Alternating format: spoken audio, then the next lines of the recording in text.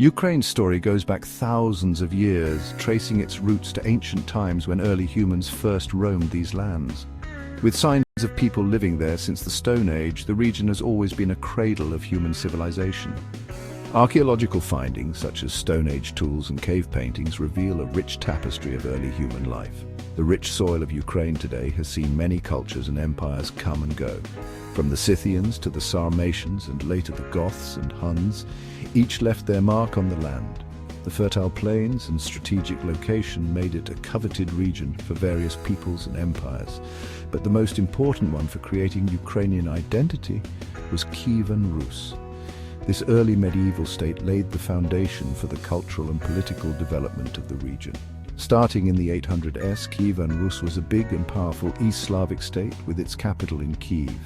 It was a federation of Slavic tribes under the rule of the Varangians, who were Norse warriors and traders. Kievan Rus thrived as a hub for trade, culture and knowledge. Its strategic position along the Dnieper River facilitated trade routes that connected the Byzantine Empire to the north and west of Europe. Its leaders had strong bonds with the Byzantine Empire and decided to follow Christianity in 988. This monumental decision by Prince Vladimir the Great to convert to Christianity had far-reaching implications.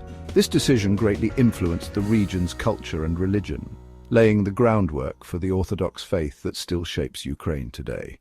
The adoption of Byzantine religious practices and architectural styles can still be seen in the many Orthodox churches that dot the Ukrainian landscape. Kievan Rus is super important to how Ukrainians see themselves. It represents a golden age of cultural and political unity that many Ukrainians look back on with pride. It's often considered the starting point of Ukrainian statehood and culture. The traditions, folklore, and even the national symbols of Ukraine have roots that trace back to this influential period. Sadly, Kievan Rus broke apart in the 1200s, leading to several smaller states. The Mongol invasion in 1240 was a significant factor in its decline, causing widespread destruction and fragmentation. These new states, while keeping some of Kievan Rus's culture, had to deal with fresh challenges that would shape their futures. They faced invasions, internal strife, and the constant pressure of maintaining their cultural identity. The fall of Kievan Rus began a new era in Ukrainian history, one filled with both internal conflicts and pressure from outside forces. Despite these challenges, the legacy of Kievan Rus continued to influence the region, serving as a cultural and historical touchstone for future generations. The 1200s brought a terrible disaster to Eastern Europe, the Mongol invasion. This invasion was not just a series of battles, but a sweeping wave of destruction that altered the course of history for many nations, including Ukraine. Batu Khan, the grandson of Genghis Khan, led Mongol armies across the land. His leadership was marked by strategic brilliance and ruthless efficiency, making the Mongol forces nearly unstoppable. They destroyed armies and empires on their way. The Mongols were known for their swift and brutal tactics, which left a trail of devastation in their wake. Entire cities were razed, and countless lives were lost. Kiev, once a shining center of East Slavic culture, fell to the Mongols in 1240. This city, which had been a beacon of civilization and culture, was reduced to ruins in a matter of days. The city was looted and burned, and most of its people were killed. The destruction of Kiev was not just a military defeat, but a cultural and societal catastrophe that echoed through the ages. This was a brutal end to the time of Kievan Rus. The fall of Kiev marked the end of an era as the once powerful state of Kievan Rus disintegrated under the pressure of the Mongol onslaught. The Mongols taking over changed Ukrainian history forever. Their rule introduced new dynamics and power structures that would influence the region for centuries to come. The once united lands of Kievan Rus were split up and made part of the huge Mongol Empire called the Golden Horde. This division fragmented the region, making it difficult for any single entity to regain the former glory of Kievan Rus. This Mongol rule brought big changes to Ukrainian society, like new ways of governing and social structures. The Mongols implemented their own administrative systems, which altered the traditional ways of life and governance in the region. The Mongols also forced people to move, and many cities became less important. This forced migration disrupted the social fabric and led to the decline of many once thriving urban centers. This changed the people and economy of the region. The economic landscape was transformed as trade routes shifted and new economic policies were enforced by the Mongol rulers. Even though the Mongols caused a lot of destruction, Ukrainian culture and identity survived.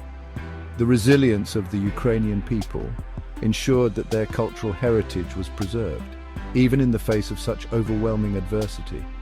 In the west, the region of Galicia-Volhynia became a place of resistance, keeping Ukrainian culture alive. This region served as a bastion of Ukrainian identity, where traditions and cultural practices were maintained and passed down through generations. Meanwhile, in the east, the city of Lviv grew in importance and eventually became a major center for Ukrainian culture and politics. Lviv's rise as a cultural hub played a crucial role in the preservation and development of Ukrainian identity.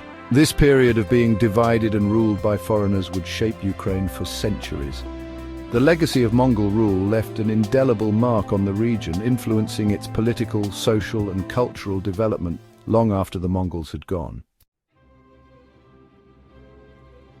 In the 1500s and 1600s, a new group emerged in Ukrainian history, the Cossacks. These were not just any group of people. They were a unique blend of warriors, adventurers, and freedom seekers who would leave an indelible mark on the region's history. These were tough and independent warriors, many of whom were once peasants. They were known for their resilience, bravery, and a strong sense of community. The Cossacks were not just fighters, they were also skilled in various crafts and trades, making them self-sufficient and resourceful. They wanted to escape being serfs and being treated badly, so they went to the wide-open lands of southern Ukraine. These lands, known as the Wild Fields, were vast and largely uninhabited, offering the perfect refuge for those seeking freedom and a new way of life. The Cossacks were skilled riders and shooters, and they formed their own communities called Sich. These communities were not just military camps, they were well-organized societies with their own rules, traditions, and governance. The Sich became a symbol of Cossack autonomy and resistance. They challenged the control of the Polish-Lithuanian rulers. The Cossacks were not content with merely surviving. They sought to assert their independence and protect their way of life. This brought them into direct conflict with the powerful Polish-Lithuanian Commonwealth. Led by strong figures like Bohdan Khmelnytsky, the Cossacks rebelled against Polish rule many times. Khmelnytsky, a charismatic and strategic leader, played a crucial role in uniting the Cossacks and leading them in their fight for freedom. These revolts were driven by unfair treatment in society, religion, and politics. The Cossacks were not just fighting for themselves, they were fighting for the rights and freedoms of all Ukrainians who were oppressed under foreign rule.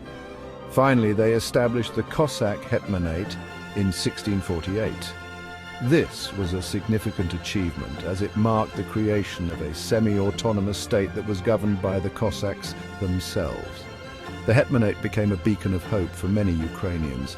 This was a partly independent Ukrainian state that covered central and eastern Ukraine. The Hetmanate was not just a political entity, it was a cultural and social hub where Ukrainian traditions, language and identity were preserved and nurtured. It gave them a taste of freedom and self-rule. The Cossacks were able to govern themselves, make their own laws and defend their territory. This period of self-rule was a golden age for the Cossacks and a source of pride for future generations. However, the Cossack Hetmanate didn't last long. Despite their best efforts, the Cossacks faced numerous challenges from powerful neighbors who sought to control the region. Russia and Poland both wanted control of the area, putting constant pressure on the Hetmanate. The geopolitical struggle between these two empires made it difficult for the Cossacks to maintain their independence. In 1667, the Treaty of Andrusovo divided Ukraine along the Dnieper River. This treaty was a turning point in Ukrainian history, as it formalized the division of Ukrainian lands between Poland and Russia. The western part stayed under Polish rule, and the eastern part went to Russia. This division had long-lasting implications for the Ukrainian people, as it separated families, communities, and cultural ties. This division was a turning point because it meant Ukrainian lands would be separated for a very long time. The legacy of this division is still felt today as Ukraine continues to navigate its complex history and strive for unity and independence.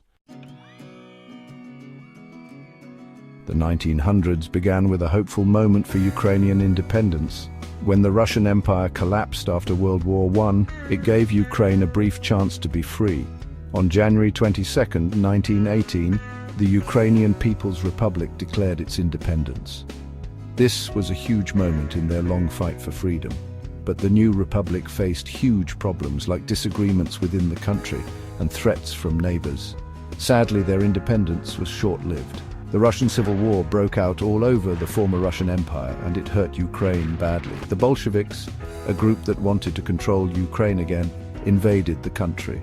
Ukrainian forces fought hard, but the Bolsheviks were stronger and crushed the Ukrainian People's Republic by 1922. Ukraine was forced to become part of the Soviet Union as the Ukrainian Soviet Socialist Republic, one of the first members of the USSR.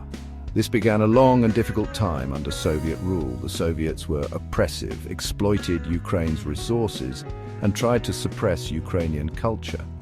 The Ukrainian language and culture were pushed aside, while Russian language and culture were promoted, forcing people to assimilate.